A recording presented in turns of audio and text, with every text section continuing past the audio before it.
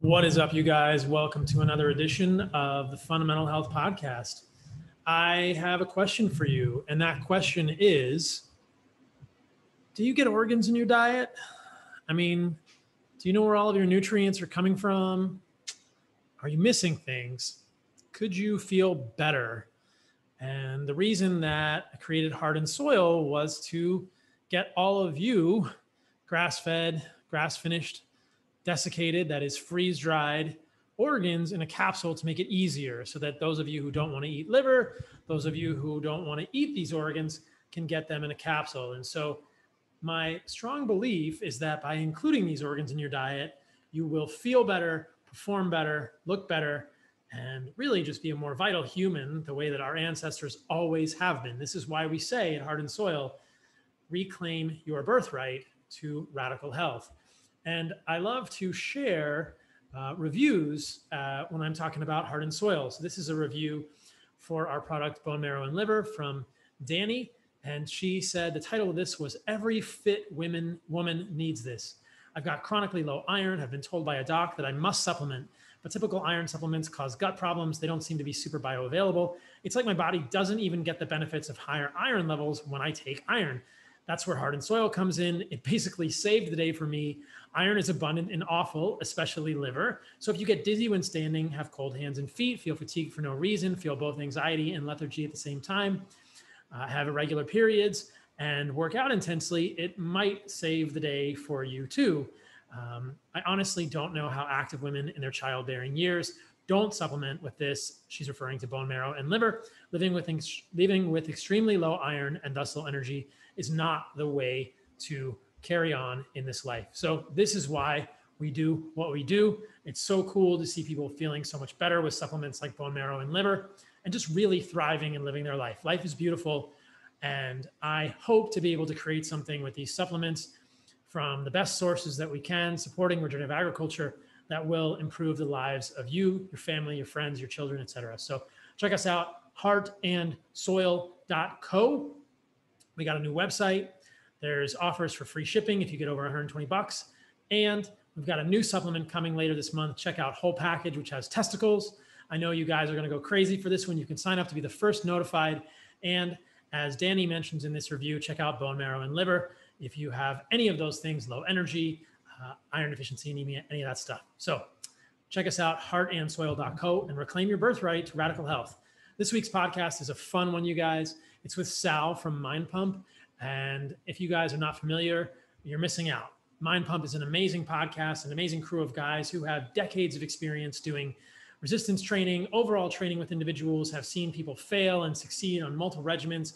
Sal just wrote a book called The Resistance Training Revolution, and I really enjoyed this conversation with him. I always have appreciated Sal as a person, and he's clearly done his research and knows what works for people in terms of body composition and how you work out. If you've heard me talk about the remembering, you know it's much bigger than just food. It's much bigger than an animal-based diet. It's how we do everything in our lives.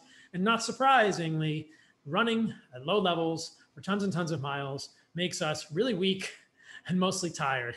But that's why Sal wrote this book, The Resistance Training Revolution. We go into all of it in this podcast, and it's really a fun thing. So if you know someone in your life, or you really just want to figure out how to spend your time working out, this is it.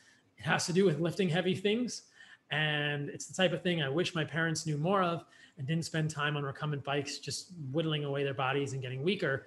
Lift heavy things, do stuff like this that Sal suggests in this podcast. It's a great book. Sal is awesome. He's on Instagram, Sal Di Stefano. He's an amazing guy with a lot of good sense of humor. You can see tons of memes on his stories. Anyway, on to the podcast with Sal. Enjoy this one, guys, and don't be led astray by the cardio revolution. You don't want that. You want the resistance training revolution. I want to give a shout out to all of my sponsors. As always, these guys make the podcast possible, and I curate these products pretty carefully so that they are things that I believe in. Sleep is a huge, huge thing for me. You guys have heard me talk about Sleep 8 and the Pro Pod cover in the past. You know that sleep is huge. It's as important as diet. If you're not sleeping well, you're not going to perform well. And there's all sorts of myths out there about sleeping. You need to sleep at this temperature or that temperature. There's no one universal temperature. You need to get deep sleep, but the sleeping temperature probably should change throughout the night. And your body temperature is going to affect your circadian rhythm and sleep quality. But the average mattress just absorbs heat, gives you night sweats, and causes restlessness. If you were sleeping on the ground, the earth doesn't quite do that. It's quite insulated. It's an interesting thing, but who wants to sleep on the ground? That's why Sleep 8 had this great idea to make the Pod Pro, which is either a mattress or a cover that goes over your mattress. It's a pretty advanced solution for thermal regulation.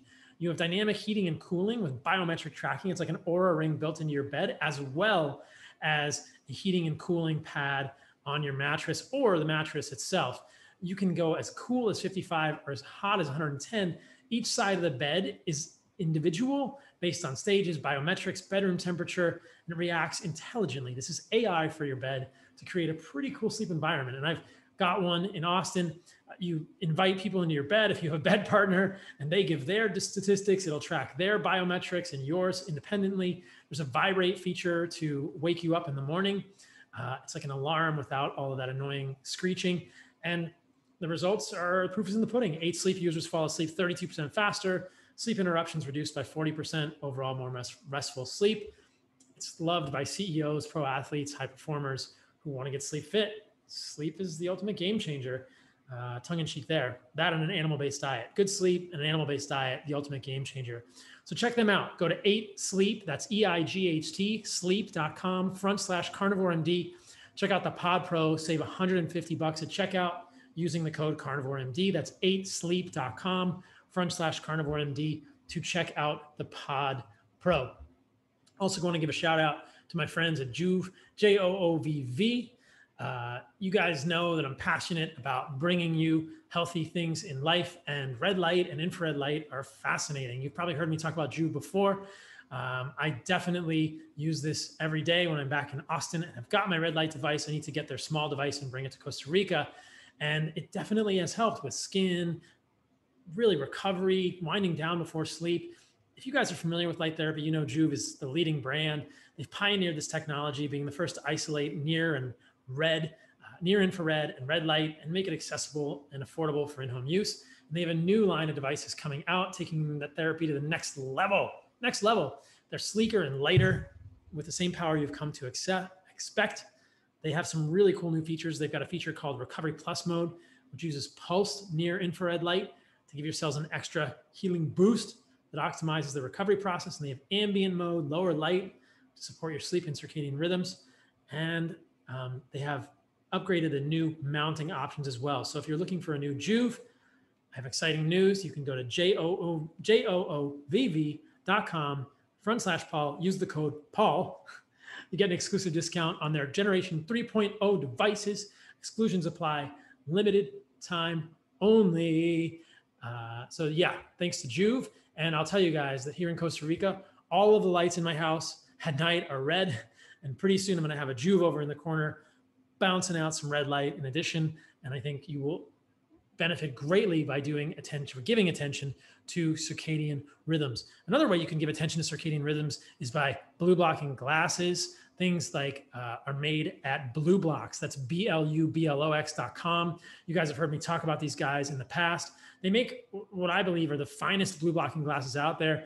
Andy and the crew over at BlueBlox have gone to great lengths to really corroborate and really substantiate the science and make lenses that block these green and blue wavelengths that are going to affect the circadian rhythm negatively. Don't mess with your suprachiasmatic nucleus. Protect that thing at night. You're supposed to be around a fire, chill light after it gets dark, and that will help you sleep a lot. So check them out at BlueBlox.com, BLUBLOX.com. You can use the code CarnivoreMD for 15% off there. Pair that with a red light. You're going to be well on your way, I think, in many ways. They also do red light bulbs and a red light device over there at BlueBlox. And they have a sleep mask and all kinds of cool things. I've got the Jasper glasses, and I always get comments from people saying they really like these. And also going to give a shout out to White Oak Pastures, whiteoakpastures.com. These are the 6th generation folks doing a family farm with regenerative agriculture, the type of agriculture that supports the land in the best way ever, supporting ecosystems, recreating ecosystems, supporting mycorrhizal networks in the soil, increase carbon in the soil so there's less rainwater runoff. It's amazing. They're good people doing good things for the environment. Support White Oak Pastures because you vote with your dollars. You cannot abstain from voting with your dollars. And this is why we support regenerative agriculture with Hardened Soil. You cannot vote, you cannot abstain from voting. You're either voting for Monsanto, Cargill, and other multinational garbage corporations, or you're voting for small farms like White Oak. And I think you can tell which one will ensure a better future for your children's generations and your children's children's generations. Check out whiteoakpastures.com. Use the code CarnivoreMD and get 10% off your first order. But support those guys because they are amazing people and they are doing really good work in the world. And last but never least, I want to give a shout out to Let's Get Checked. These are the folks making in-home testing affordable, anonymous, and easily available. It's a pain in the butt to go to your doctor to get your blood work tested sometimes. And as you guys have heard me talk about, as you'll hear about in an upcoming podcast before we release Whole Package at Hardened Soil, testosterone levels are tanking in men in the United States. They're down massively, which is going to affect everything. It affects your libido, but also your body composition, your sleep, your recovery, your mood, all the things. Why is testosterone dropping? Probably a lot of reasons. Crappy diet, toxins, but you got to know if your testosterone is dropping. So Let's Get Checked makes it easy for guys to do this. They have a full men's hormone panel with testosterone, sex hormone binding globulin, a ton of other stuff. You can get it discreetly delivered to your house next day and then take the test, which is easy to take at home.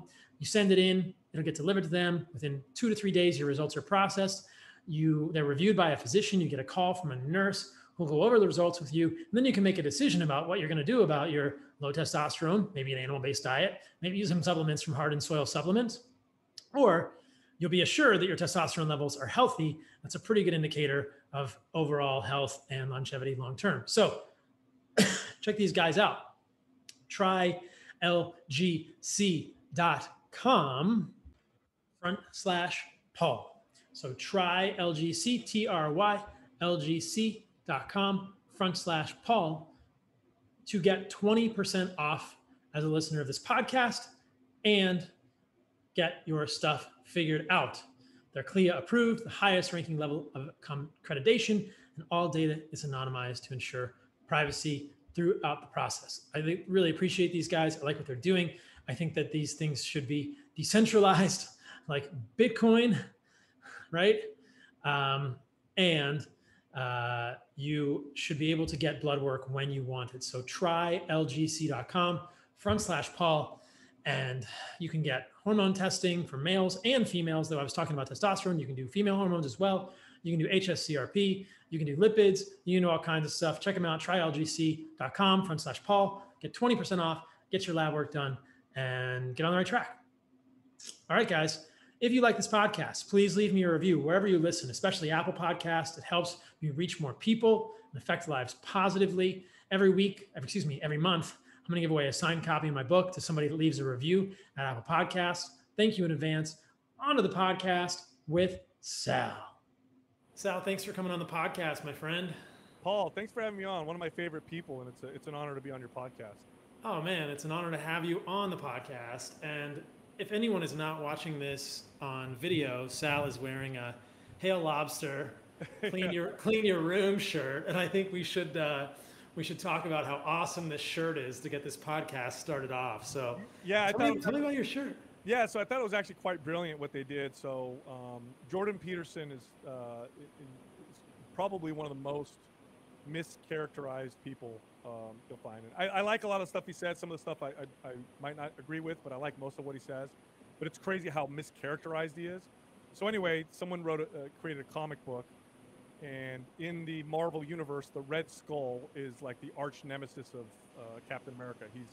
He's legit a Nazi. That's how it started, right? So this guy wrote this comic book for Marvel, and the Red Skull came out with his rules for life, and they were eerily similar to Jordan Peterson's 12 Rules for Life.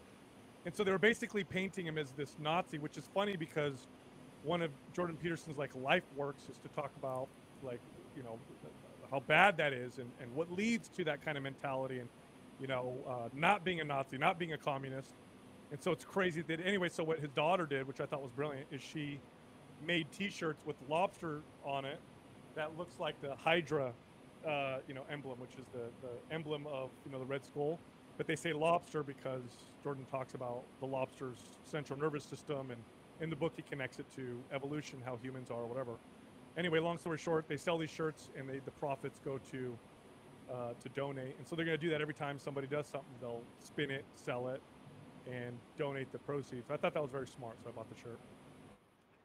Great what Michaela's done with that. That it's such a good way of taking something that's negative and spinning it into a positive. I saw Jordan being characterized as a Nazi with Red Skull, and it was absurd to me.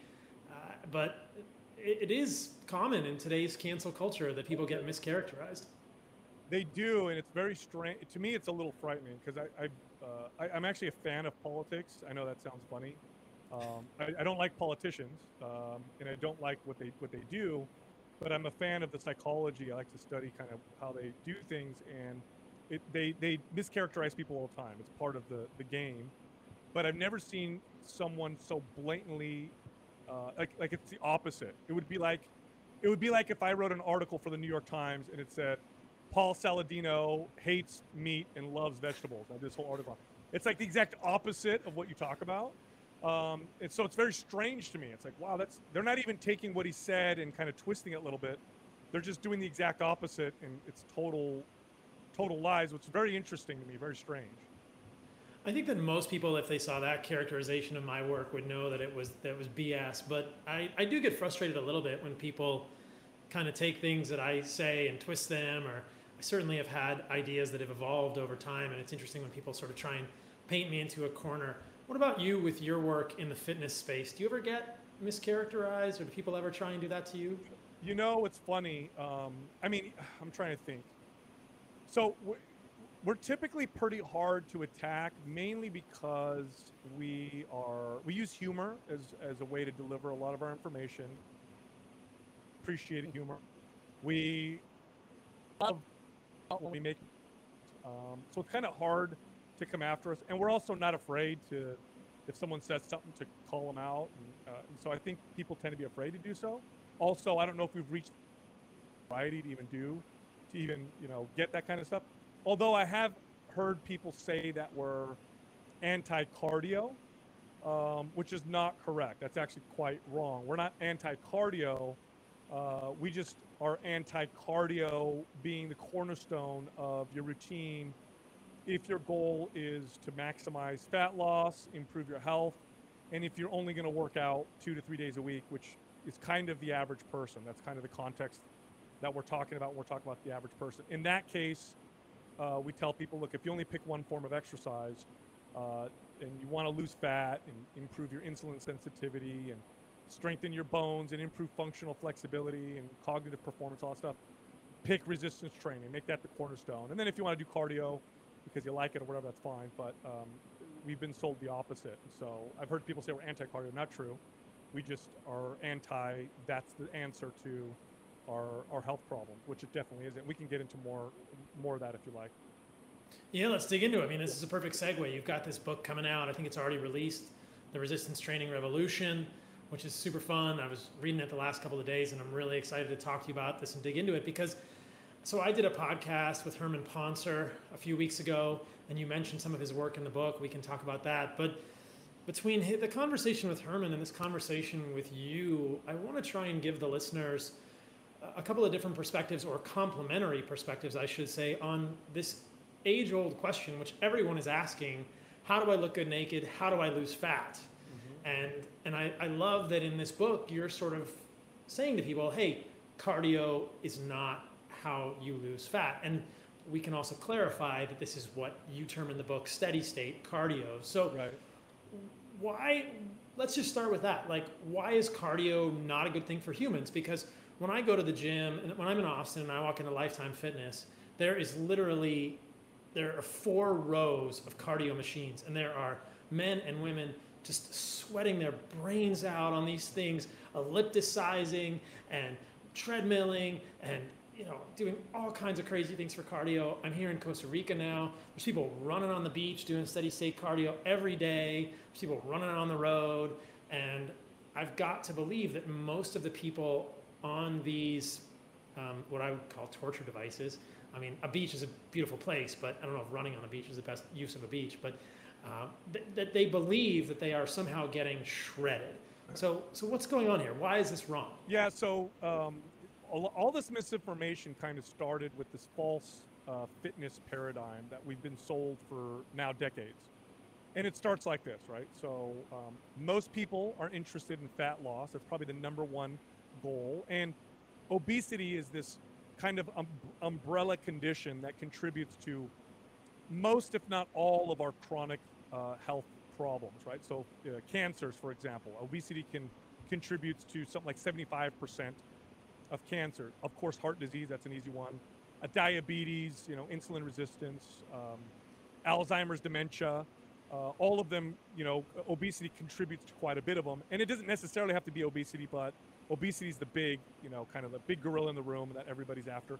And we've known this for decades now. And it's also the most visible one, right? So people just, we tend to work out because we want to look better. That's the number one goal. So the fitness paradigm that we've been sold it's based off of some truth. And this is the truth that we base it off of. In order to lose weight, you have to burn more calories than you take in. Or to put it differently, you have to take in less calories than you burn. And that's very true, right? So there's an energy imbalance that you want to create. It's a law of thermodynamics. And that has to happen for fat loss to occur. You don't burn body fat if you're taking in more calories than you burn. It just doesn't work because you have excess calories and they have to go somewhere. So your body stores it. And of course, the fat loss works with the opposite happening. So we know this. And so what they've done, and this is what we've been sold again, is they look at this formula and say, okay, here's the nutrition component. All right, taking less calories. But what about the exercise component? What's the best form of exercise that we can pick that helps with this fat loss problem? And so what they did is they looked at exercise primarily as a method of burning calories. So the value of exercise really, in this case, is how many calories am I burning an hour doing this particular activity?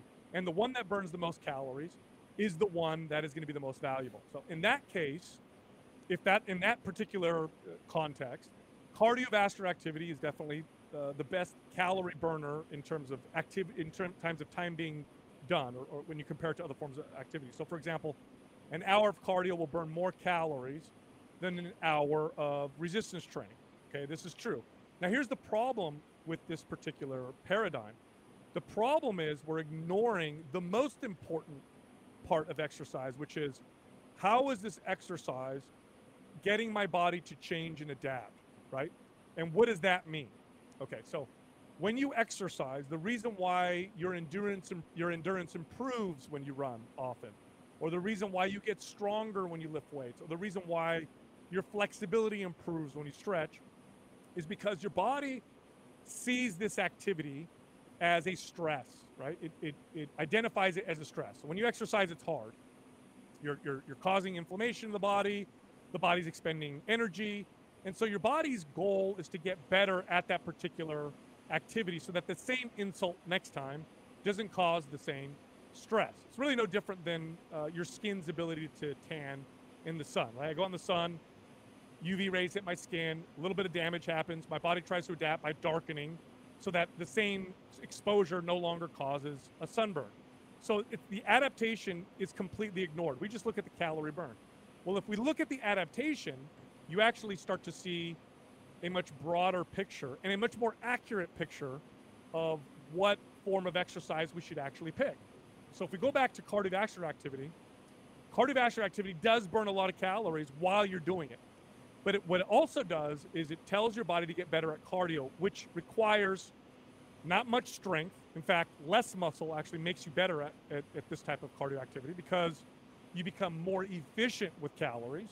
So your body actually learns to burn less calories. And over time, your metabolism slows down and you actually burn less calories even while you do that particular activity. So the adaptation from cardio actually teaches your body to be more efficient with calories, AKA burn less calories all the time. And so you slow your metabolism down. So when we look at studies on cardio as a method of weight loss when combined with diet, what we see typically on average is about 50% of the weight being lost from fat and 50% of the weight being lost from muscle. So part of the adaptation that comes from lots of cardio is to reduce muscle mass. Again, this is a way for the body to become more efficient and better at that particular activity. So now why is this not a good thing? Well, besides the fact that you're now burning less calories, so over time my metabolism slows down, harder to lose fat, I got to eat less calories now to maintain my lighter weight, you actually didn't really reduce your body fat percentage either. If you lose 10 pounds, 5 comes from fat, 5 comes from muscle. What I've actually done is made myself a smaller, same body fat percentage of myself. I actually haven't changed much. I've just made a smaller, same flabbiness version of myself. But I've also made myself weaker. I've also reduced the tissue that is most effective at improving insulin sensitivity. I've also reduced tissue that burns a tremendous amount of calories. And so what ends up happening when you is the cornerstone of your routine that is designed to burn fat. When that becomes your solution, your weight loss goes down like this initially, half of it muscle, half of it fat, and then you plateau real hard.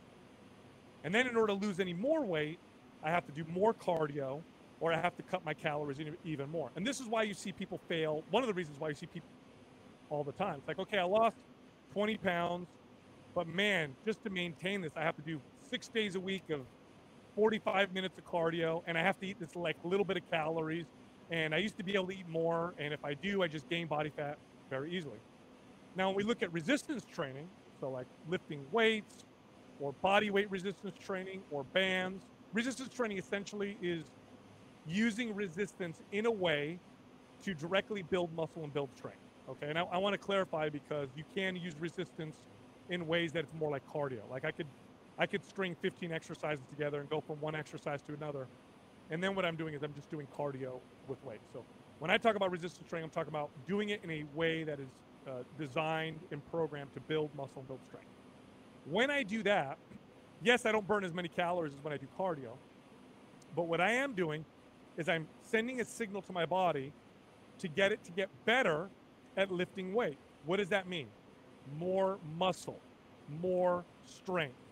What are the side effects of that? A faster metabolism, a better insulin response. In fact, one of the a study just came out, I wasn't even in the book, that shows that building muscle, regardless of body weight, building muscle proves insulin sensitivity regardless of body weight. And now this is a very important thing, because when we look at the cognitive decline issues that we start to increase, things like Alzheimer's and dementia, a big piece of that probably and most likely has to do with our issues with how we process sugars and glycogen and our sensitivity to insulin. In fact, some researchers call Alzheimer's and dementia type 3 diabetes. So building muscle is protective against all of that. So what does the weight loss look like when resistance training is part of your program? Well, the weight loss starts off slow. By the way, oftentimes what happens is you lose fat and build muscle. So although the scale doesn't move much, what actually happened is I've traded 4 pounds of body fat for 4 pounds of muscle, which, by the way, means you're smaller. I do want to also explain that. Muscle is very dense, much more dense than body fat. So I think it takes up something like 1/3 less space. So if I lost 5 pounds of body fat but gained 5 pounds of muscle, I would still be smaller. I'd have a smaller waist and just take up less space overall. So when I do that, the weight loss starts off slowly, but then you see this kind of snowball effect as my metabolism speeds up and as I start to burn more calories. Here's the kicker: automatically, all the time. Okay, that means that I can burn 500 more calories a day just by going to work and doing my normal thing. It doesn't require me to actively try to burn all this exercise. And this is through exercise. And this is very important, because when we're looking at the average person, and I've trained people for well over 2 decades. Everyday average people was the most common type of person that I trained. So I did train some athletes, and I did train some people who were very high fitness, but most of my clients, the vast majority, over 95%, were everyday average people. And towards the end of my career, I got very effective at getting people to be consistent and to make fitness a part of life. But we're going to lie to ourselves if we think we're going to get the everyday average person to exercise every single day. It's just not going to happen. What we can expect is about 2 to 3 days a week. Okay? If we can get the average American or the average person in modern societies to exercise consistently, what we can hope for is about 2 or 3 days a week.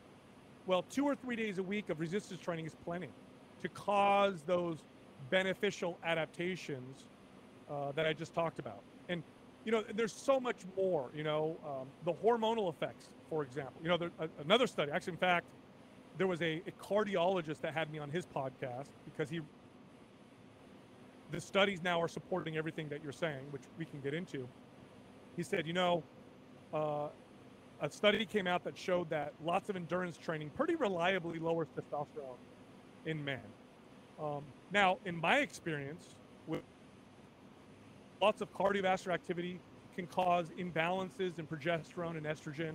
We can see cortisol start to spike or elevate. Growth hormone, we can start to see that over time start to lower. The resistance training does the opposite. In men, it reliably raises testosterone, even in men with normal testosterone levels. It increases androgen receptor density. That means that the receptors that testosterone attaches to, we actually increase the number of them. So whatever testosterone you have becomes more effective. In women, we tend to see this balancing out of estrogen and progesterone. And we tend to see these more youthful levels of growth hormone and a better cortisol response. And the question that people usually have for me when I talk about this is why? Why does one form of exercise cause these kind of not good hormonal resistance training cause these kind of positive hormonal effects? And the answer is because of the side effects of the adaptation that the exercise is causing in your body. And I think we can pretty safely characterize resistance training as a pro-tissue form of exercise. And we could safely cardio exercise as a anti-tissue exercise. Okay, so we know the studies show that people lose muscle pretty consistently with cardio being the form of exercise that, their cornerstone of their routine. And we know pretty reliably that resistance training builds muscle pretty consistently, again, if it's the cornerstone of their routine. Building muscle, again, pro-tissue, pro-muscle, building muscle requires anabolic hormones, right? It requires in men testosterone. It requires better insulin sensitivity. It requires a balance of estrogen and progesterone. It requires more youthful levels of growth hormone. When we're reducing muscle, we actually want less testosterone. It's very hard to get a man to lose muscle when you're raising his testosterone at the same time, right? So what the body does is it organizes itself in a way to adapt to these forms of exercise, and lots of cardio to get rid of muscle, and resistance training organizes the body to build muscle, right? So if you're looking for youthful levels of these hormones, and by the way, it feels great when these hormones are I mean, you can go to a hormone doctor, with these rejuvenation labs or whatever, and they'll give men testosterone and growth hormone, and women, they'll balance them out, and they'll feel amazing, right?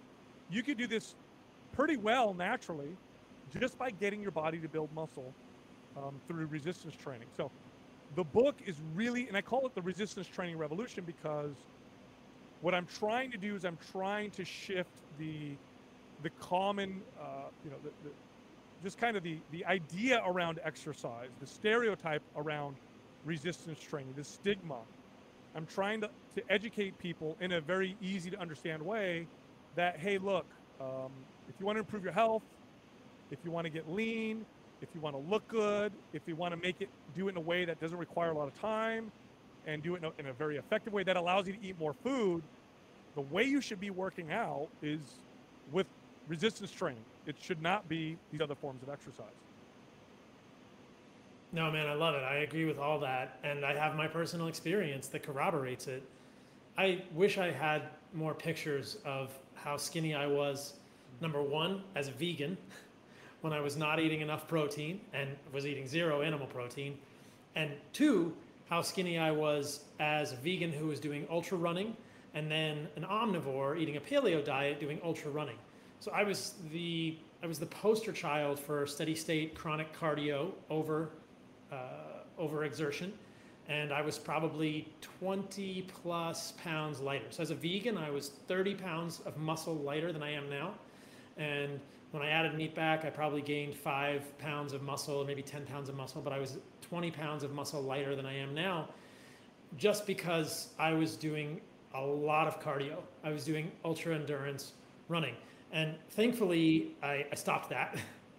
And I only peed blood once after a run, and have since learned about things like arrhythmogenic right ventricular dysplasia and all sorts of other issues that can happen in the heart when humans do too much cardiovascular, sort of steady state chronic cardio. But I love what you said in the book and what you said here. Like, cardio basically makes you a smaller version of yourself with the same body composition. So if you have some pudge around your waist or your hips or your thighs, cardio is not necessarily going to make you lean. It's just going to make you a smaller version that is less effective at burning calories and more effective. Because evolutionarily speaking, doesn't this mean if we're doing tons of cardio every day, it sort of means we're being chased by leopards and panthers and tigers all the time? Yeah, you know, it's funny. They've done studies on this where they'll study modern hunter-gatherers. There's that famous Hadza tribe study. They did another study in the Amazon where they compared children in rural areas to children in modern areas, and the children in the rural areas are much more active, and through some pretty sophisticated testing, looked at how many calories they were burning. And what they found was, what actually mirrored what they found with the Hadza tribe study, which is they didn't burn that many more calories. In fact, it was almost equivalent. And that's, by the way, that's not a bad thing. That's a wonderful evolutionary strategy that happened to our bodies. It makes no sense for us to do lots of cardio and burn, 7,000 calories a day as hunter-gatherers, where we're constantly moving. By the way, hunter-gatherers, the way they hunt animals is they'll throw something at it, wound it, and then chase it until it gets exhausted. If we were burning 7,000 calories a day, we would have gone extinct thousands of years ago. We can't find 7,000 calories worth of food in those environments. So our bodies learn to become very efficient with calories. So again, it's not a bad thing. It's just in the context of modern life, and this is the important thing to understand here, right? What's the context of modern life? We're very sedentary, but we're also simultaneously very busy. So although we're not moving much, we're also busy. Our schedules are busier than ever. I got, my kids, I got to take them over there, and I got work, and I'm on, doing work at home now because of technology. And so we're very, very busy, but very, very sedentary. We don't have a lot of time to exercise. It's just a fact. And combine that with the fact that food is everywhere and extremely plentiful, okay?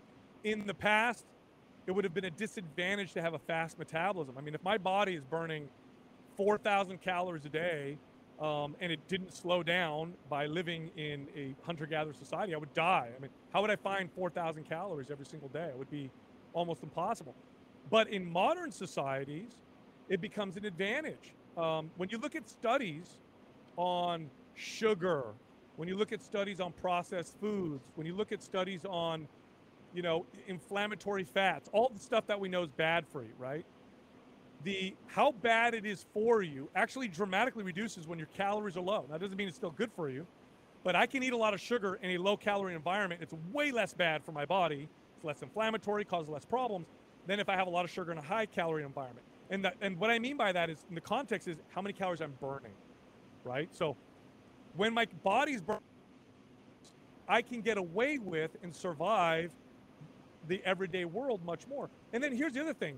And this is quite interesting now. And by the way, one of the reasons why resistance training has never been viewed as a great form of exercise for health is, there's many reasons, but one of the main reasons was very few studies were ever done on resistance training and health. They were never, the studies that we see on resistance training and visceral body fat, by the way, they show that resistance training is superior for that, even fat around the heart and heart health, right? The studies on insulin resistance and cognitive performance and bone density. Resistance training now is being shown in all these studies to be superior. But if we go back 15 years and more, there were no studies on resistance training at all. The only studies you would find were on resistance training and strength athletes, Olympic lifters. Before that, if a researcher was going to study a form of exercise, they always picked cardiovascular activity. So that's all we ever saw. There was no information on resistance training or strength and health, right? But here's what we know now.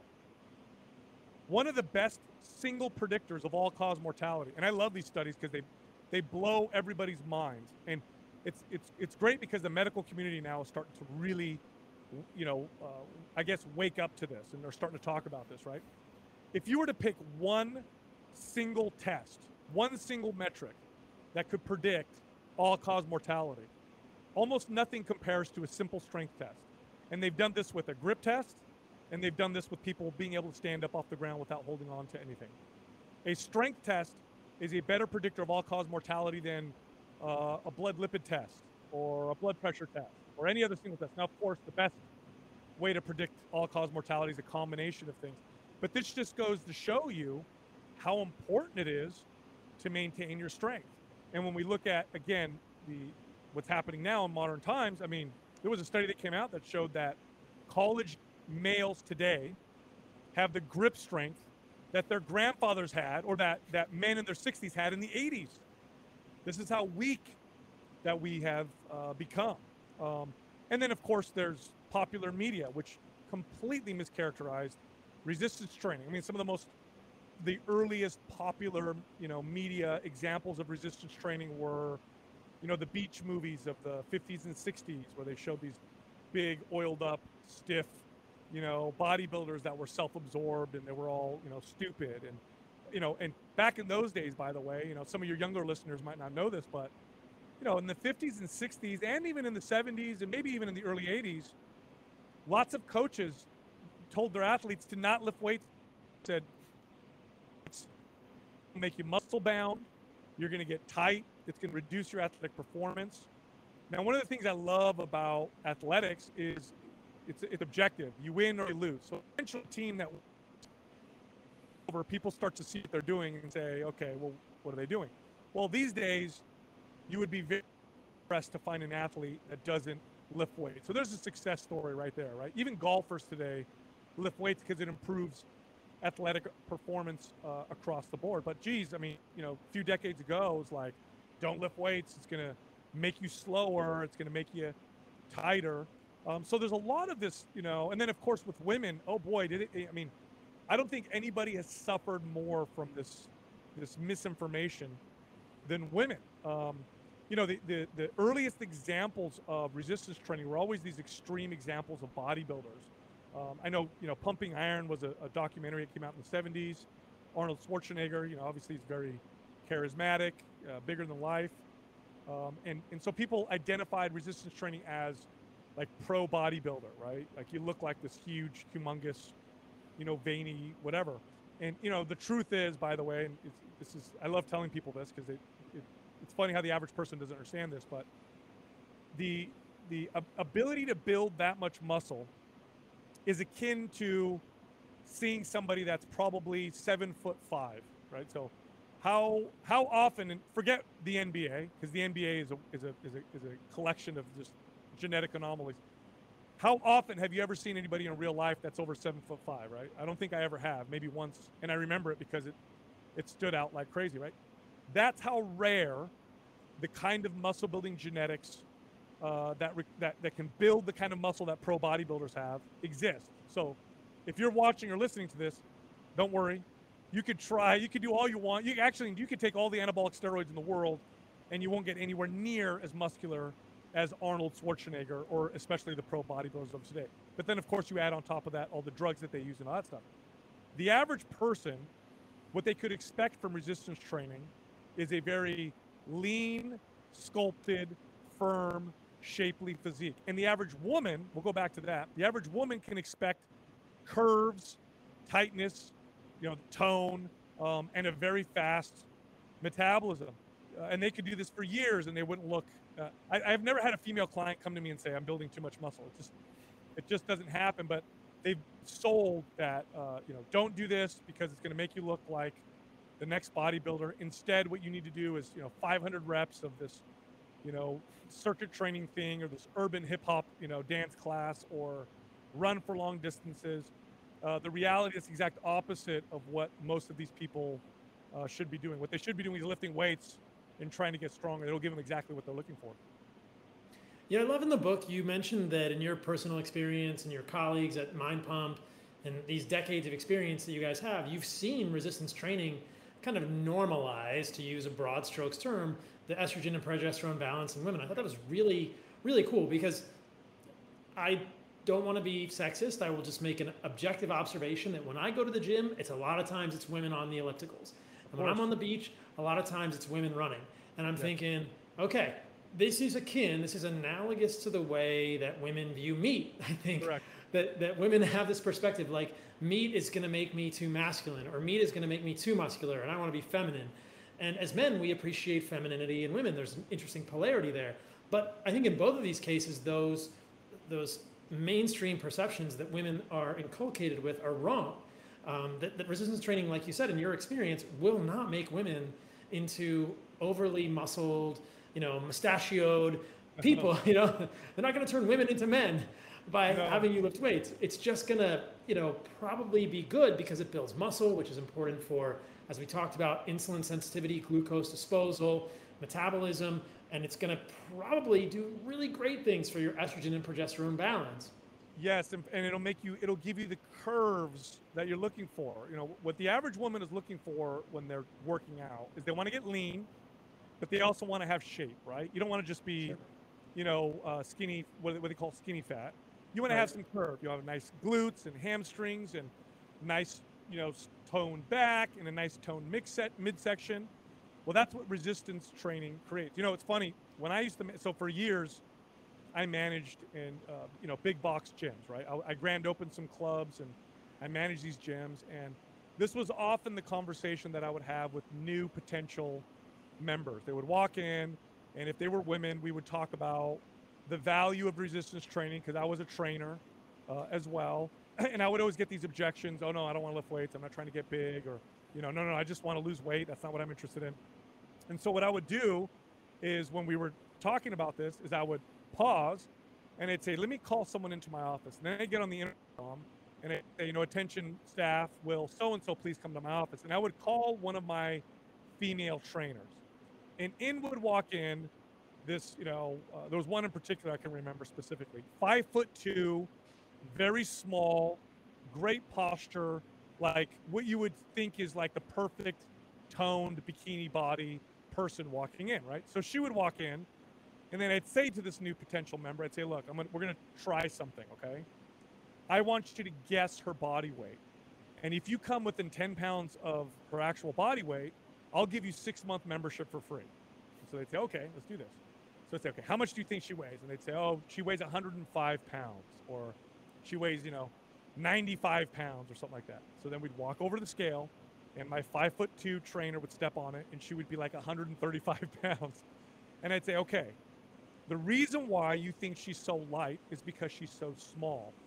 But the reason why the scale says 135 pounds is because she has muscle. And muscle is dense. It doesn't take up much space. And then I'd follow up and say, could you tell this potential client what you had for breakfast and lunch? And she'd say, breakfast I had a 6-egg omelet and, some sausage and whatever. And then for lunch I had, a burrito from Chipotle. And they'd be like, how can she eat this much? This is insane. I said, well, all that muscle burns a tremendous amount of calories. And resistance training tells the body it doesn't need to be so efficient with calories.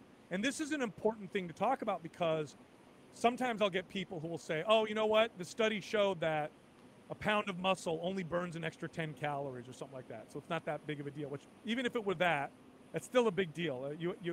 You add 5 pounds of muscle, even if it were just 50 calories a day, you do the math, that's 10, 15 pounds of body fat a year.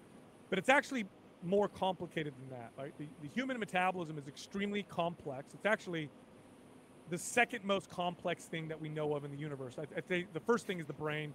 The second thing would be mammalian metabolism. And the metabolism does some pretty interesting things. It's not as straightforward as I have this much lean body mass, I have this much, and therefore I burn this many calories. Your body can actually choose to become more or less efficient with calories of the same body mass that you have, right? So you can have someone with the same body mass as someone else, and their body can actually be more efficient with calories than this other person and burn less calories.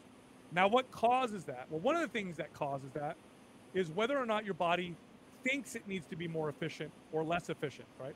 When I'm lifting weights, I'm sending a signal to my body that says the priority is strength. That's the main stress, and the main solution to solving the stress is strength. It's not so worried about becoming efficient with calories, especially when you combine it with a high protein diet, especially when you combine it with a diet in which you're slowly increasing calories, which I talk about in the book. Now, when I'm doing lots of cardiovascular activity, the signal that I'm sending to my body is become efficient with calories, become more efficient. And I make that even stronger when I cut my calories on top of it. And the human body has an incredible capacity to do this. I mean, you could read about some of these interesting studies they've done on POWs where, I mean, they're definitely emaciated, definitely not much lean body mass, but they're surviving on hundreds of calories a day. And if we just did the math, it wouldn't make any sense. It wouldn't even be able to, enough to support their organs, let alone their bone and the little bit of muscle they have. But the body has this interesting capacity to become more or less efficient with calories by either producing more heat or doing more, more complex things through metabolism. So resistance training it tells your body to burn more calories all the time. So that trainer that I used as the example, it's like, she's 135 pounds, tiny, sculpted, and she can eat a lot of food. And this is wonderful. And, one of the other awesome things about this is the average person